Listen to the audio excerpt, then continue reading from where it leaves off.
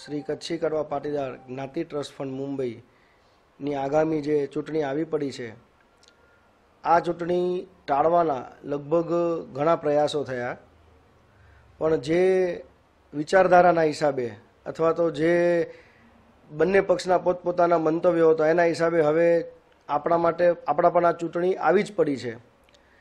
ત્યારે આમ યુવા વર્ગે અને આપણી જાહેર જનતાએ શું કરવું જોઈએ? તો આ મારો અંગત વિચાર છે કે આ એક વિચારધારાની લડાઈ છે.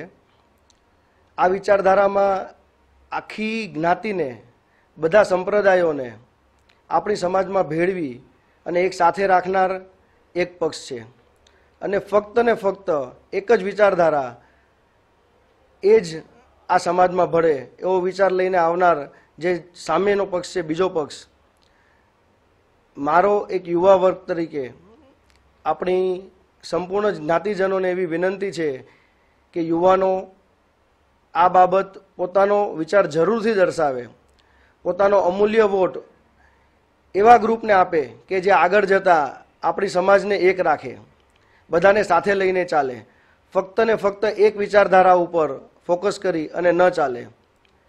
અમે લગભગ યુવાન તરીકે ઘણી ક્લિપો 2 દિવસમાં જોઈ.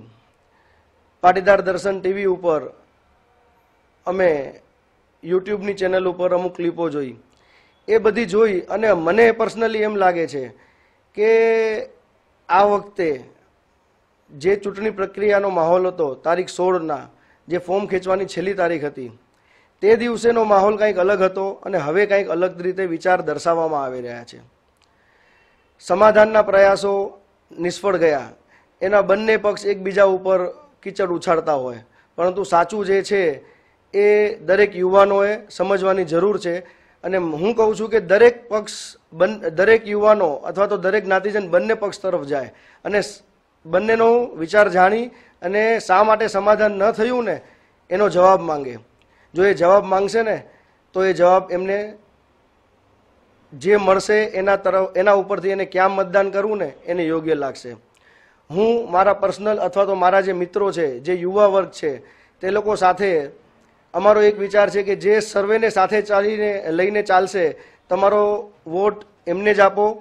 પૂરેપૂરા આખી પેનલને સંપૂર્ણ બહુમતીથી જીતાડો.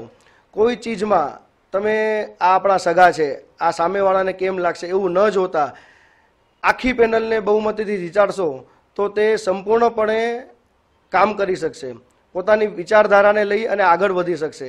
જો મિક્સ પેનલ આવશે તો આ ક્યાંય થવાનું નથી આવી રીતે.